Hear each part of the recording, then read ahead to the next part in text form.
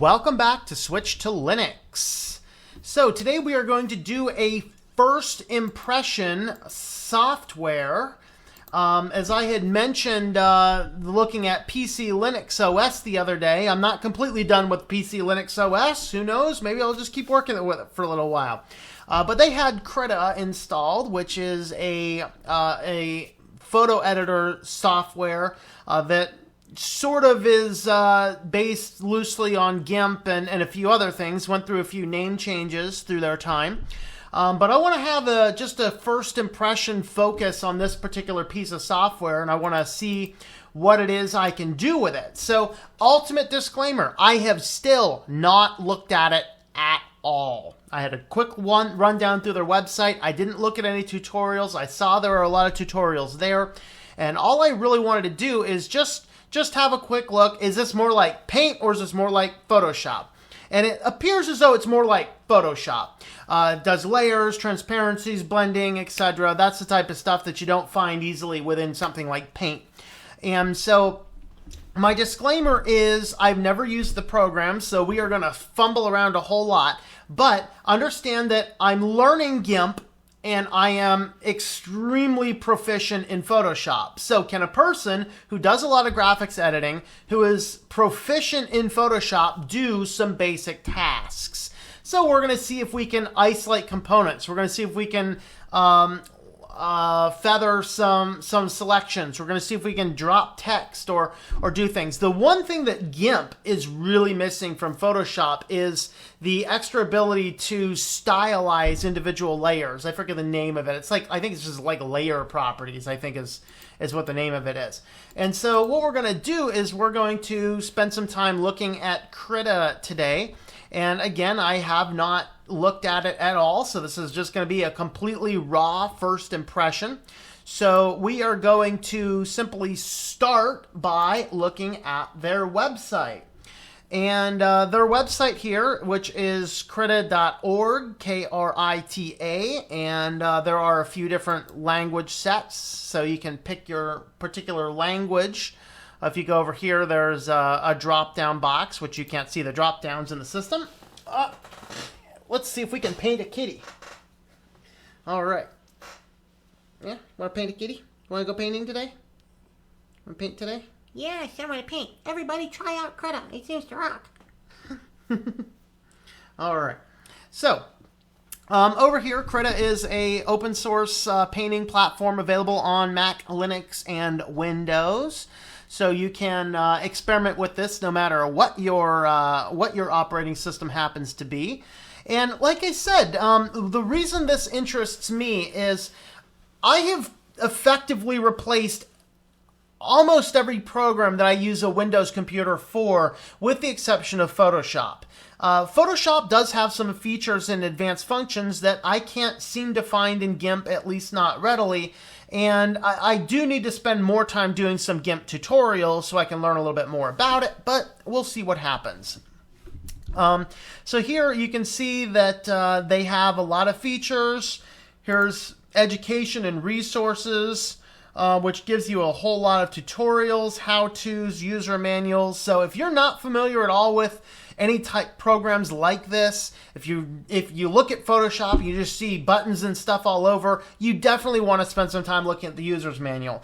I'm confident I'll be able to figure something out in here because of my proficiency in Photoshop. So I sort of know a little bit more about what I'm looking at when I'm seeing things. And so we're going to see what happens. But there are a lot of tools, references, resources. You can learn about the history of the project over here, the developers, the foundations, etc. If this is, let's see, is there a... let's see if there's a place you can donate to the group if you are interested. Yeah, so right here, if you want to do donations, you can go ahead and do donations here. Looks like the donations are set exclusively in euros, but you can go ahead and donate to them. Oh, here's actually a full donate button up here at the top. It'd be nice if there was I don't know. I guess I could use PayPal and do something like that. So you can get, all the information over here from the main website.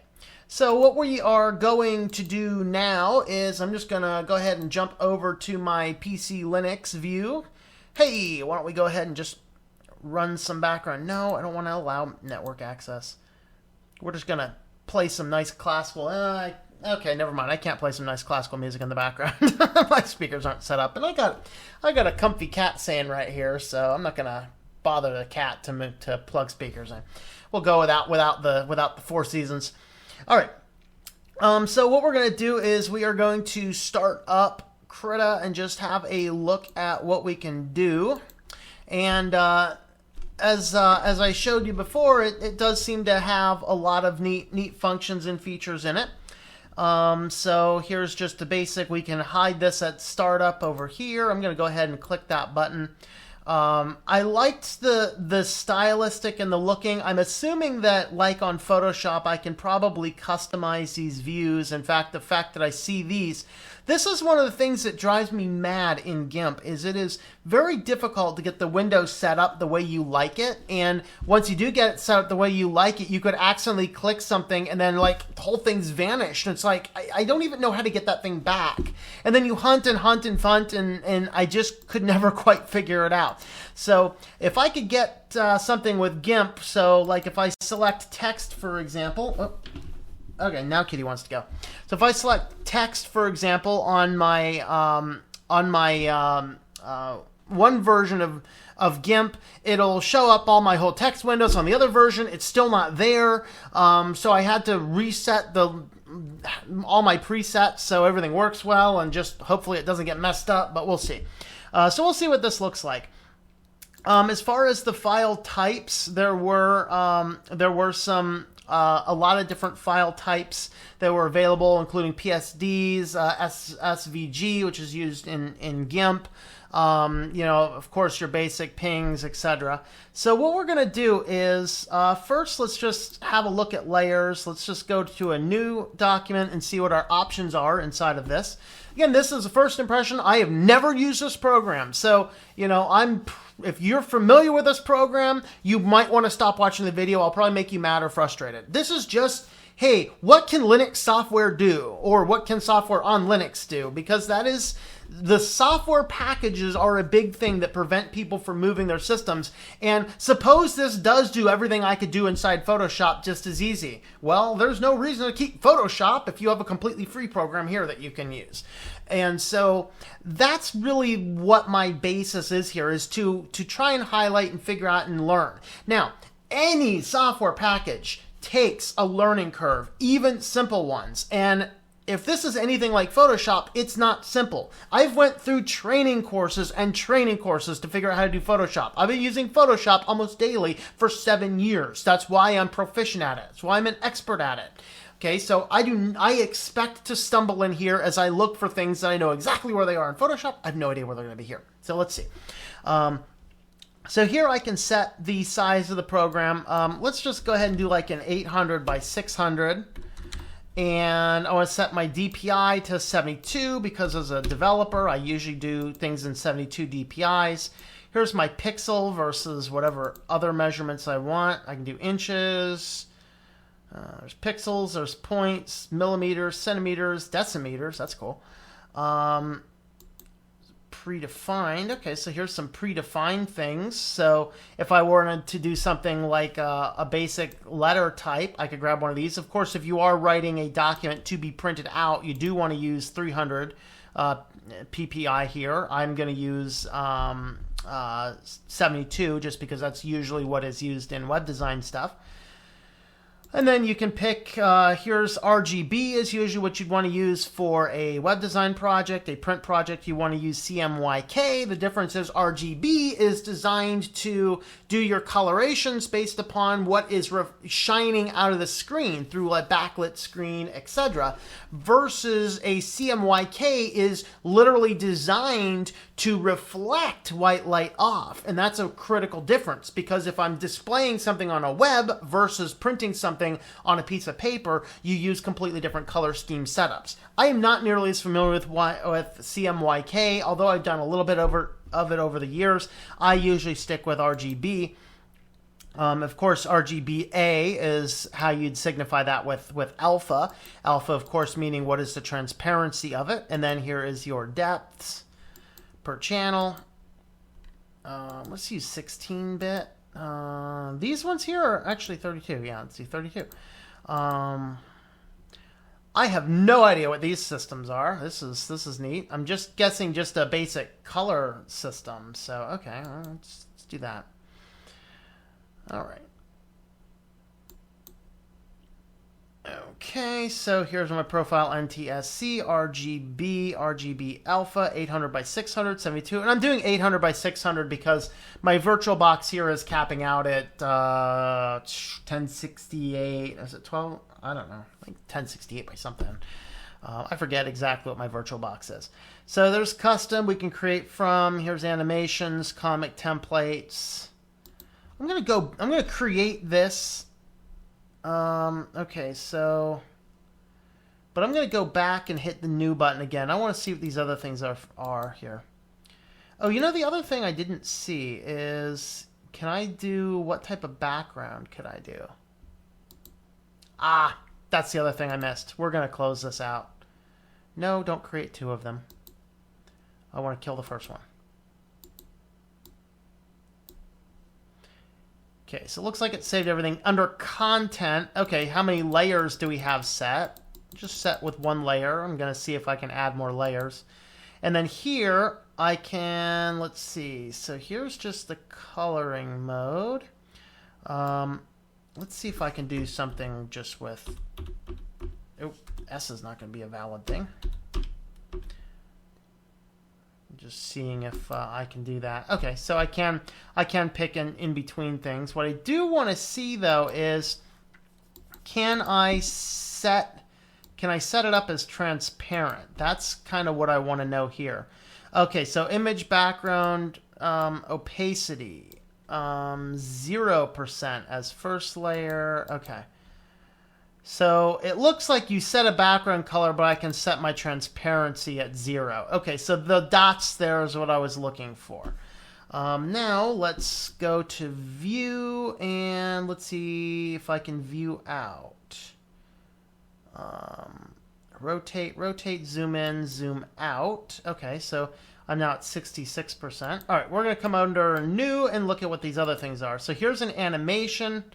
Ooh, Japanese animation, Japanese English, there's animation. So those are templates.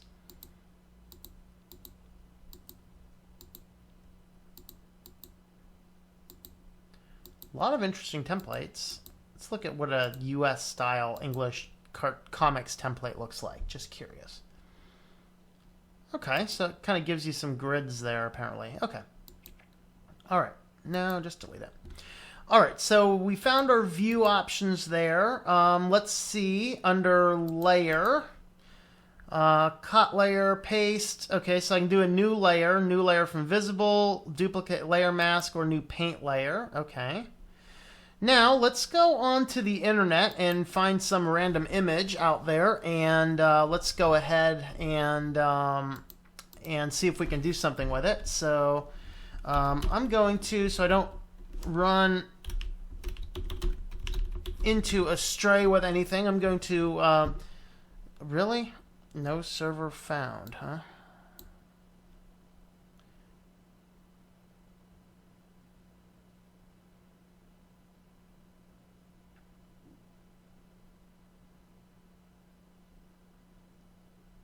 Interesting. Quit Dropbox. Die Dropbox. Why am I not getting internet?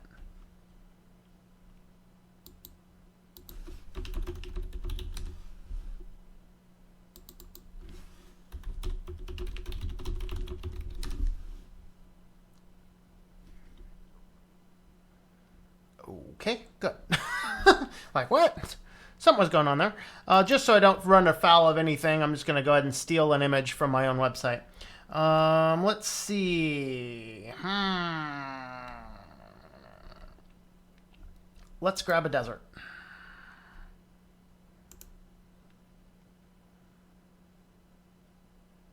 Open link.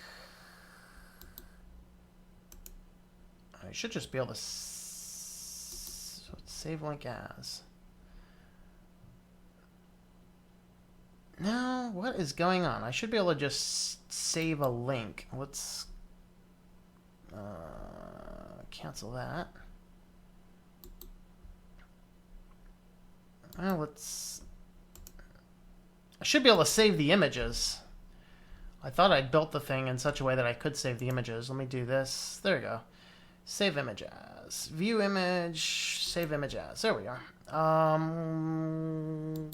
Just go desktop.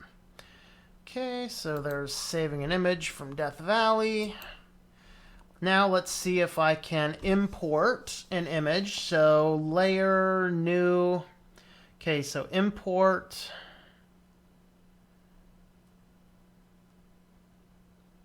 Layer.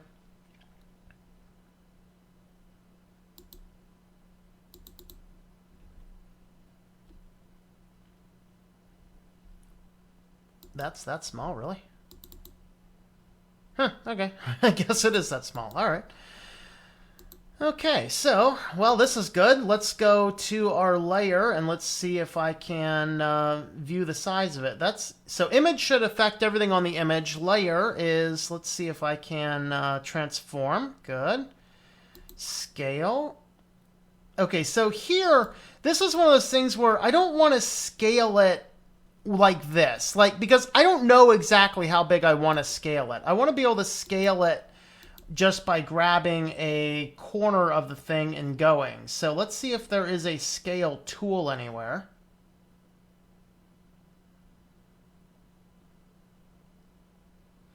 And this is what GIMP will have. Okay, so transform. There we go. Now I can stretch it either directions. Usually if I hold like a shift or a control or an alt or some combination, I can keep the proportions. Okay, so in this case, it's holding shift allows me to scale the proportions the way I like it. So we're going to go ahead and scale the undo that. You got to let go of the mouse cursor before you let go of shift. Otherwise, you could accidentally go something there. So there we go. So now we've got that one scaled. And can I just move it by grabbing that? No, not that one. There's your move. So I can move it around. And now, let's see. Let's see if I can come over here, right-click, and copy select pixels. So I can select all layers, select visible layers. Now, so there's layering. Let me delete this layer. Okay. Now, I want to see...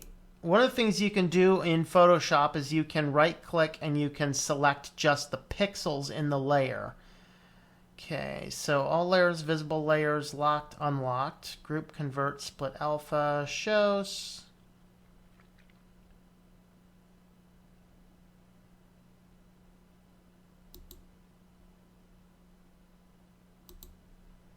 Okay. So let me find the select tool.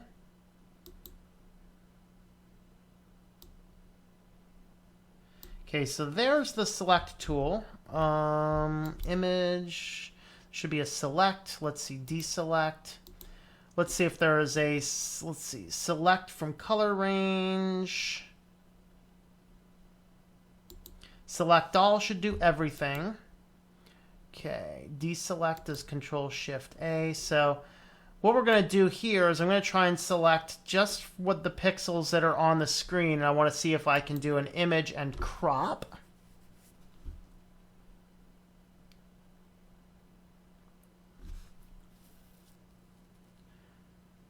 Okay, I can trim to selection. Trim's not usually the same as crop. In Photoshop, crop is I can cut everything out to a certain layer, and then trim, I can select different things. So here it looks like they're doing trimming and cropping combined. So if I do trim to selection, it'll cut out just to what I have. Let me deselect. Control-Shift-A deselects. Okay, that's good to know. Control-Shift-A deselects. Now we're going to image trim to current layer, which gets me down to just that. So now I can show or hide this individual layer. So that's good. Okay. That's pretty easy to figure out.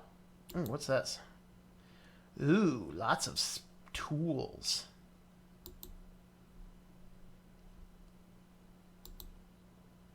All right. Next is, let's see, there is a magic select. We're going to use the magic select for something else. Now I want to add a text layer here. And I want to see how this works. Okay. So I'm going to write Death Valley. And let's see how easy it is to edit my text. So usually, okay, so tool options, I'm guessing. Okay, so tool options will take me to the place where I can select my fonts. So let me select all of this. And see if I can change my font to something else. So there we go. Here's my font size. I can center it, right justify, left justify. Whoa. Not sure what that was. Thing I'm not seeing right away here is color. How do I change the color of the text?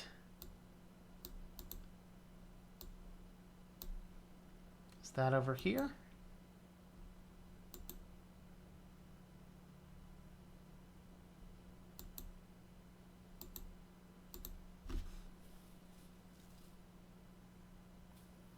I should be doing something like this on a live stream. I might find somebody who knows what I'm doing or can give me some ideas. So here I can... I'm running into a problem right here where I want to change this to some other color. And I'm not seeing the ability to do that. Let me see if I can select this. It does select as a layer. Good. Tool options... So, okay, well, there's fill right there. So that'll probably do it. There you go. Okay, so what I had to do is, in GIMP, if you want to change the color of text, you have to select the text. This is something I'm seeing here is, now I'm trying to get back to, let's see.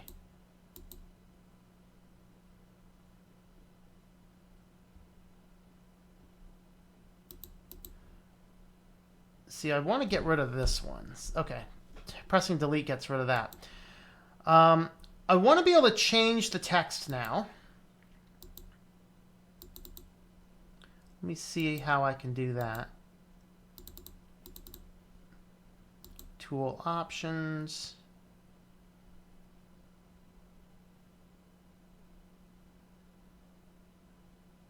Okay, I guess kind of double clicking there allows me now to change the text.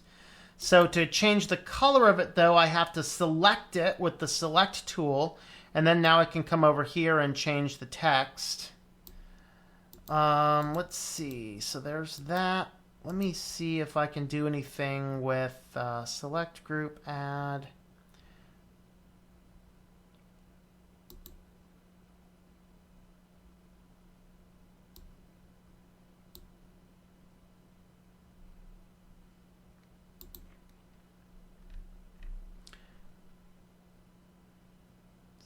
Levels.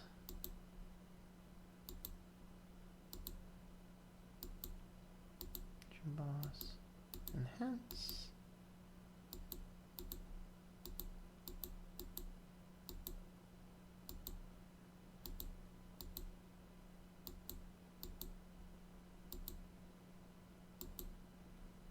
Okay, so there I can actually add some effects over here with filtered layer masks. So that's actually, that's one of those things that Photoshop can do that GIMP can't. So this already has, to me, a couple of extra layers of usefulness. The one thing that I'm not necessarily seeing, though, right away, let's see. Whoa, let's get rid of that one. What I'm not seeing right away here is a nice ability to... Oh, what that did is that took that mask and put it elsewhere. Let's see. Let's go back and add a filter mask. Let's make that blurry again. So let's do a motion blur this time. Okay. I'm not seeing really a good option to cause a quick drop shadow there. However, under filter is where your shadows are under in GIMP. And again, I'm not seeing it. It looks like I can do the same things. I'm just not seeing the drop shadow.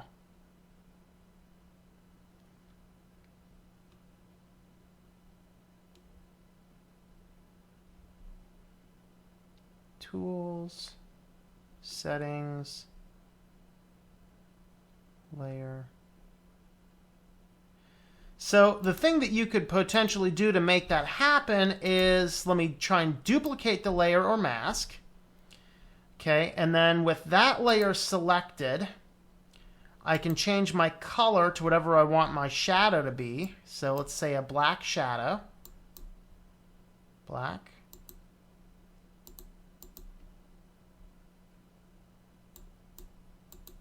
I got to come over here and change it to black. Change it to a black shadow.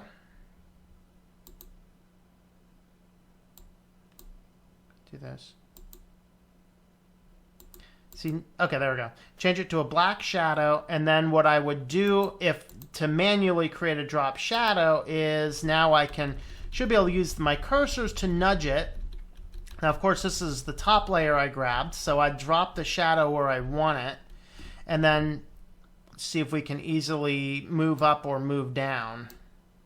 Okay, so we can easily, let's see, we should be able to easily do that. Yeah, it looks like, now that's adding the filter mask in different places. What I want to do is moving this down to here. No. Trying to do is move it. Oh, maybe just use this button over here. Yeah, that'll do it. There you go. So now I just move the shadow where I want it to be.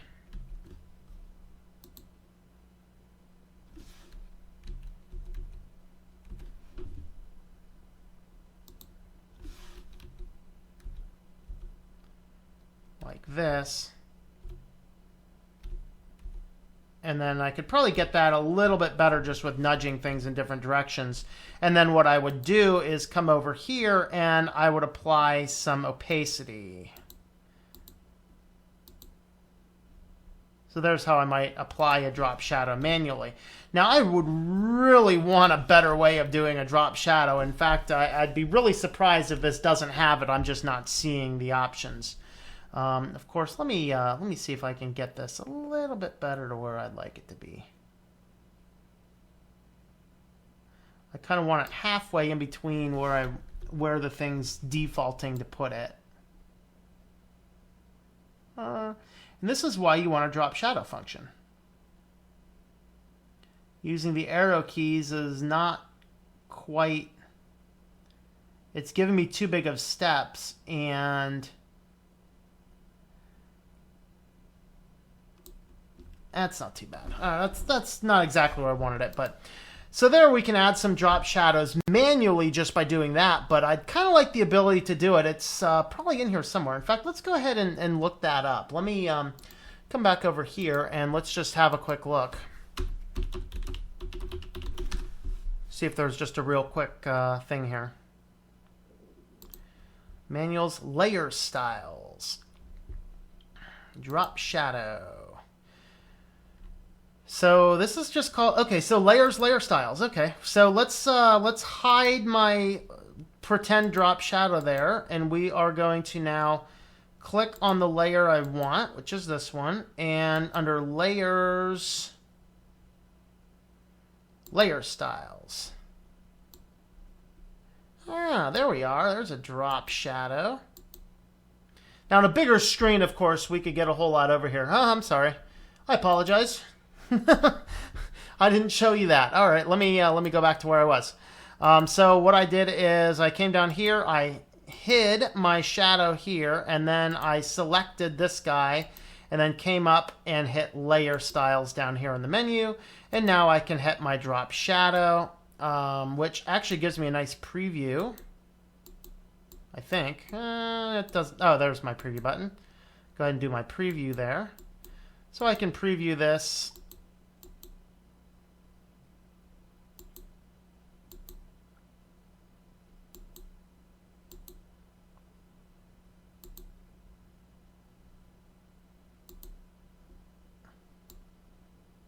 Okay. So I usually just drop my spread down a whole lot. That'll give you a little lower size. Cut your size down. Whoa, not that much. That's a lot. Let me drop. Can I just put a number here? I'd like to be able to. Okay, good. I can input a number. Let me just do 5. Whoop. 5% spread. Distance of 3, and then here tells you where the angle is, the angle that your shadow is going to be. Okay, so that's actually pretty nice. So this here, this panel, is the thing that's missing from Photoshop. So this leads me to believe I'm probably going to install this on my main work Linux computer and play around with it, because this is that thing. It's not quite as easy to get to it, but this layer styles is the thing that is missing on GIMP. And I see every aspect of this. So I could actually embevel and emboss. So you could do something like this, which will give you really interesting type looks there. So let's go ahead and close that. So there, now we have some very nice text, drop shadows. Wow, I like this program. Thumbs up, people, thumbs up. This is rocking it. All right, now let's see if I can do something fun. Okay, so I found the image that we're going to use. We're going to open up this image. Be careful. Be careful. Behold the cuteness. All right, so what we're going to do with this image here is I want to isolate the cat. So on Photoshop, I have the option to be able to grab, basically grab around a similarly selected item. So what that would mean is that grabbing everything around the cat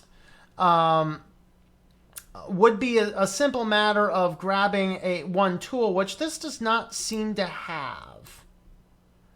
Oh, there's a curve tool. Gonna use that one. The things that we come close to, let's see. Just want to see if I can do something like this. We have this tool, which is interesting. So I can select around something like that. We have a standard polygon tool. We also have a similar selection color tool, which would select anything in the image of similar colors. So you'll see there that it selects those. Now, the downside about this tool is in this program in general, is I can't seem to find a way to add to a selection. So if I select something over here and I want to add selection, okay, I guess I can do that. Now can I take out a selection? Nope, not that way. See, Photoshop will allow me to add and remove by holding things like the Alts and Controls. And so here I can add to a selection, but I can't take out from a selection. So adding a selection happens by holding my Shift. I can't seem to remove from a selection. Now, if I come over here and grab my continuous selection tool, so I want to grab the cat, but I can't seem to add more to it easily. And I think that the problem is that it's picking up too many of the other colors. So what I'll do is I'm going to grab up here as much as I can. And what my goal is to select as much as I can without selecting the cat.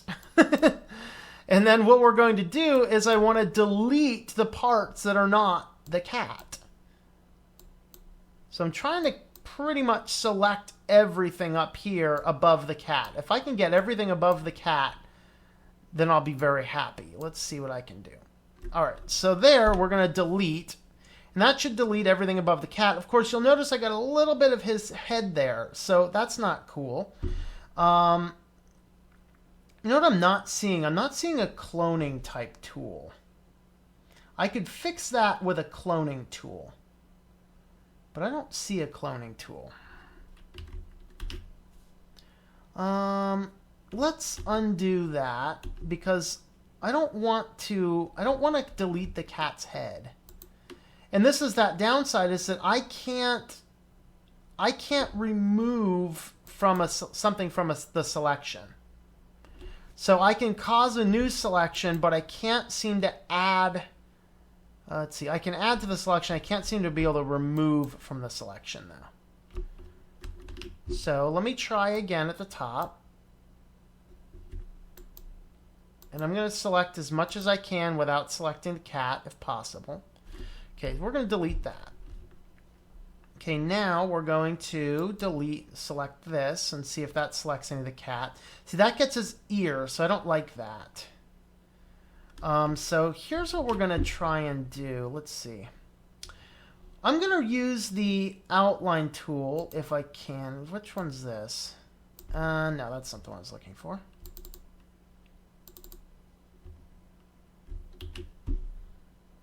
Which one was the outline tool?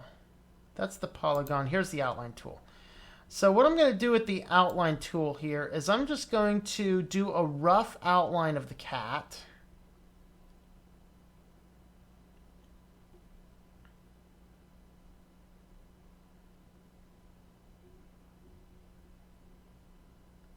Okay, like this. Now up to select, I'm going to inverse the selection and I'm going to delete everything else. So there we go. So that gets us close to the cat. Now what I want to be able to do is I want to be able to remove some other things. So there's a paintbrush up here which will allow me to select like in erase mode. But the problem that I'm finding with this paintbrush is it's extremely laggy. This is not good. So I'm hoping that it's laggy because I'm in a VirtualBox. Because if this is this laggy on production, it's not going to be very useful. And actually, I need to increase my opacity to 100% because you'll see I'm not deleting everything. The reason why you can't have, that's why. The reason I can't have this much lag in a paintbrush tool is you'd get the point where you're doing an erasure, where you're trying to be as close to the image as possible. Like there, I just messed up again, and now I have to undo all of the erasing stuff. And so I can't have this much lag in the tool. And I don't know if the lag is because of the VirtualBox or if it's actually going to be in the program. This VirtualBox has 8 gigs of RAM, so I cannot imagine it's the VirtualBox.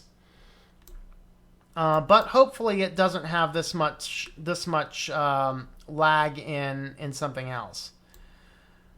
So what you generally do is use a hard eraser tool to go around the edges like this. And then when you're getting close inside, you drop the opacity down, 50% or so.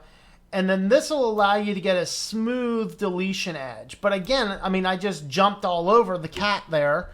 And I have to undo all that because this paintbrush tool is so laggy, it's completely unusable. And so this for me is a huge downfall that I need to get this cat better selected. So what I'm going to do actually is I'm going to grab the polygon tool. And I'm actually, for this part here, I'm going to go around the cat as close as I can.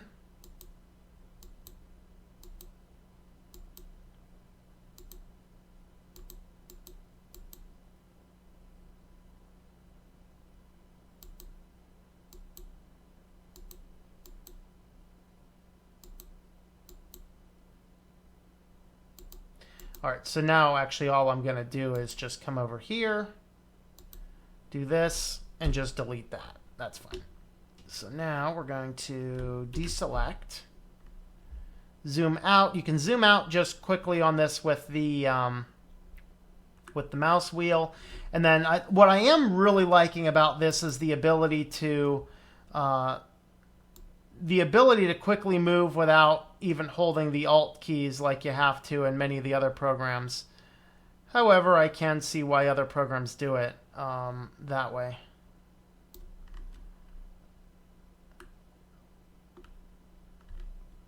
All right.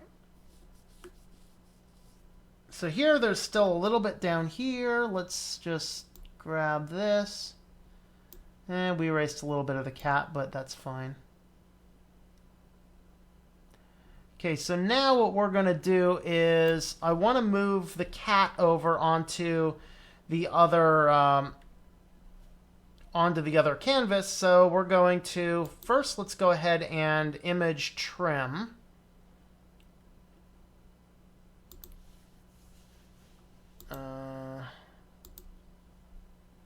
Okay. And then now let's select all and copy it. Now we're going to go over to our unnamed over here, paste it, and you'll see it's huge. The things I'd like to see. Okay, good. This is something that I like over GIMP, that in GIMP it will automatically grab whatever you're near, what would be called in Photoshop auto select. We don't want to do any of that. So we're going to come over here, and what I'm going to do is layer transform. Remember that I usually like, let's see, scale the new layer size. I usually don't like the function of being able to do this here, but in this case, I know for a fact this thing's being goofy, so I just want to quickly drop it like that. We still have the cat selected, and let's go ahead and let's see if there's a rotation tool over here. That's a transform. There's a crop. It looks like I might have to use the transform rotate over here. Rotate layer, and we're going to rotate, let's do left, and let's do, I want to do 2 degrees. There we are.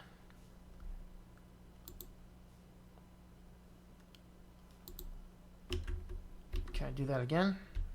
Okay. Let's go ahead and do that one more time.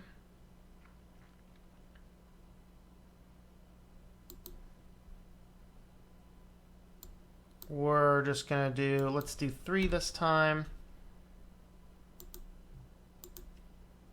There we are. Now we have a nice sleeping layered cat. Now what you'll notice is here, there's still a little bit more I'd like to delete. Now, here's a problem that I have encountered is that, let's see, let's try this button. I tried to do something where I was deleting something a minute ago. I had a little camera blip. I had to come back. But the challenge that I had encountered is that it would, if I ran this delete function, it would delete other layers from other layers as well. So let's see if this does it. Ha! That solved the problem. The problem is, even if I only selected this layer, running your delete tool would delete everything else, which caused a problem as far as erasing just on the layer. I'd like to be able to erase just on the layer. All right, so now we have a sleeping cat inside Death Valley. So now let's go ahead and make some adjustments to our text. Let's see. So that adds new text. We said that that was not what we wanted to do. So I just wanted to come up here, select our text. If I can select our text.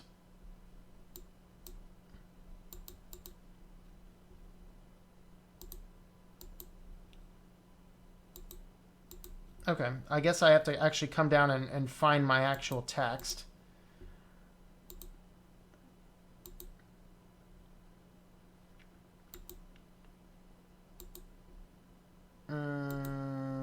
Okay, let's see. This is actually the one I want to get rid of. That was the old drop shadow thing that I don't need anymore. I'm just looking which one's the text. I think this is the text here.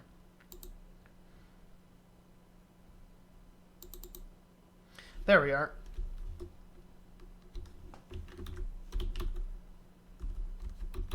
Giant cat sleeps at Death Valley is what I want to say. So I'm testing here. How easy is it to make adjustments to this? And it's looking like not all that easy.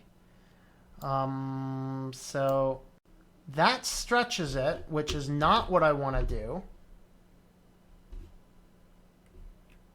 Undo. What I need to be able to do is I want to be able to jump this down onto extra lines. So let's see if there's an option to do that.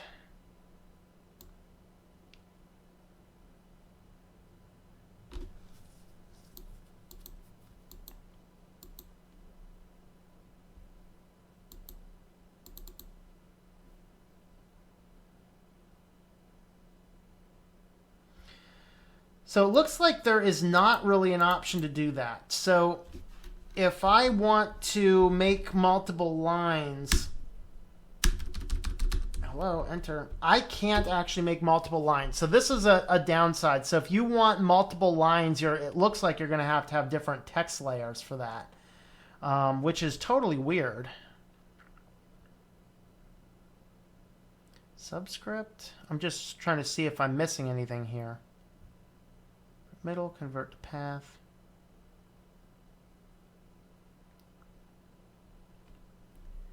Yeah, I'd figure I could have multiple layers of lines, but it looks as though I can't.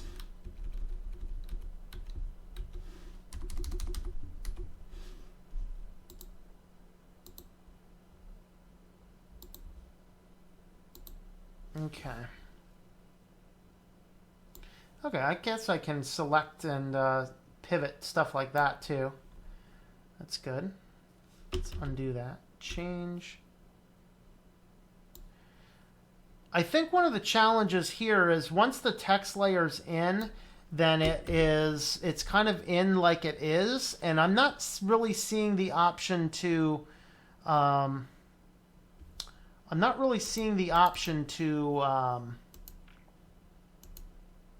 add extra lines or anything like that. Let me see if I can start a text layer with multiple lines. So let's see if I can do that. All right, let me go over here and I'm going to switch over here and Krita text box multi-line. See if I can do something over there.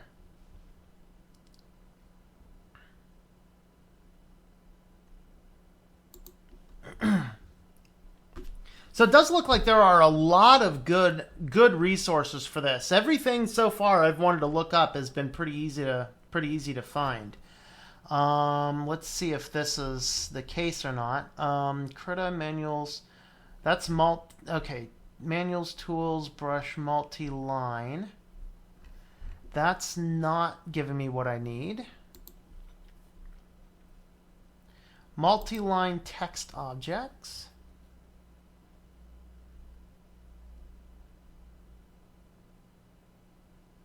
I'm not sure if this is bartender. That's not Krita.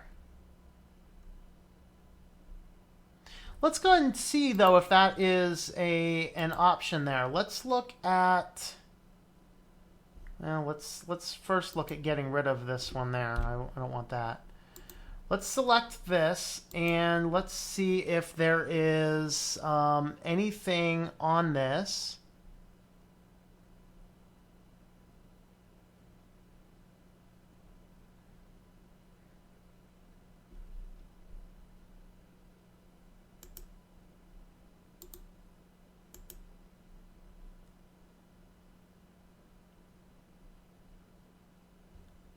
That would allow me to multi-line it.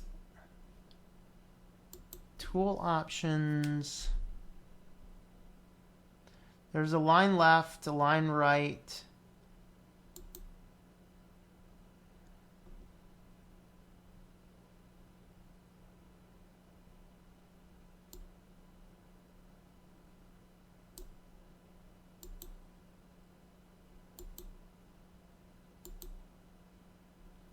Okay. Now let's get back in there, edit the text, which I can do by double clicking. So now I can edit the text. Now let's see if I can do a multi-line thing here.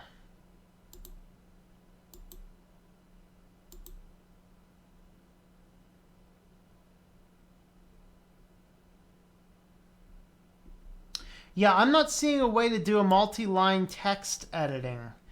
So that's something I'd want to look up. All right, so anyway, we've found the ability to drop shadows, isolate images, erase, transfer things over, how to edit text, how to bevel text. The layer display options is absolutely amazing. Way better than GIMP's ability or lack thereof. Very few problems here. I'm thinking that this, to me, looks a little bit better than GIMP as far as using for Linux software. This is, again, just a couple simple tasks I thought of wanting to be able to do. There's still a couple little tools in Photoshop that I really wish that that I could gain access to, but I think otherwise, not too bad. I'm going to try and find a way to have multi-lines in a text box here, because that's huge if you're trying to do really anything. I do need to have multi-line, and that's something that I can very easily accomplish in GIMP. So, and I hate to jump back and forth between different things. Actually, the next thing we're going to try and do here, let me get back to the screen so you can see what we're looking at here. Let me export. Let me see how the save as functions work. So save as a Krita document, CSV, GIMP brush, JPEG. So there's a few options there. I'm not seeing a PNG file. I'm guessing that if I do export, it will give me all those other options as well. Let's see.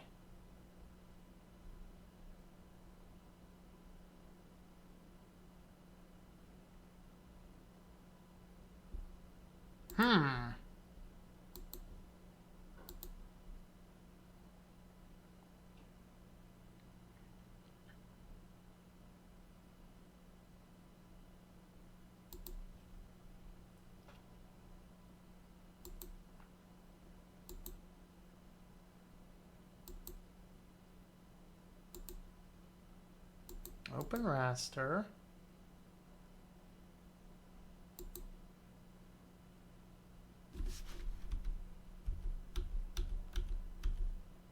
Oh, okay. So I guess there's.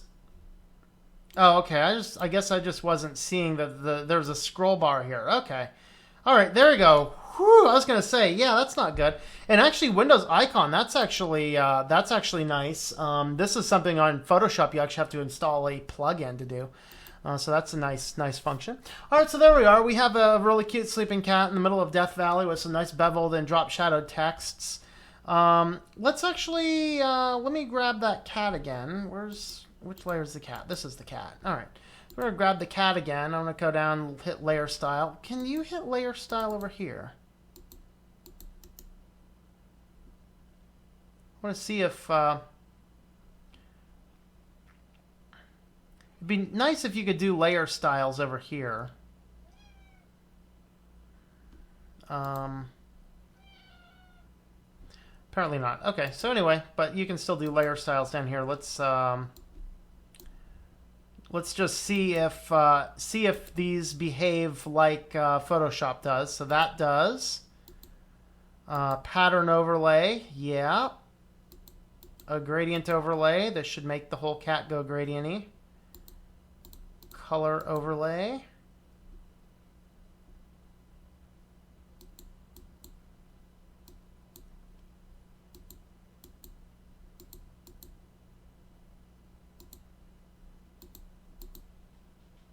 That's behaving a little bit different. I was expecting the cat to be a solid color doing that.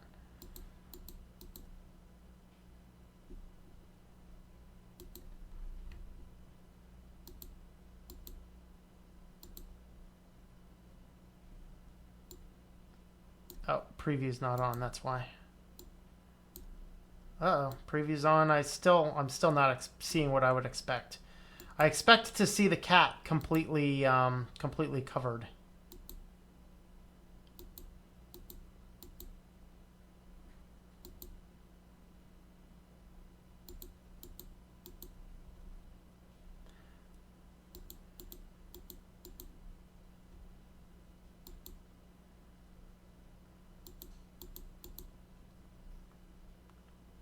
There we go. It's an angelic kitten sleeping in Death Valley.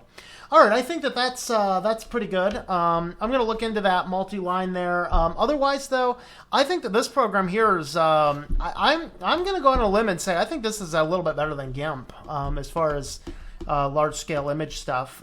Few things I've found easier in GIMP than I have in this. I'm going to continue to explore this, and maybe we'll do a more advanced one at another later time. Oh, well. Anyway, with all that being said, this is Tom, and I was going to grab a kitty, but she ran away. Tom and a kitty who's running that way. And I hope that you enjoy switching to Linux.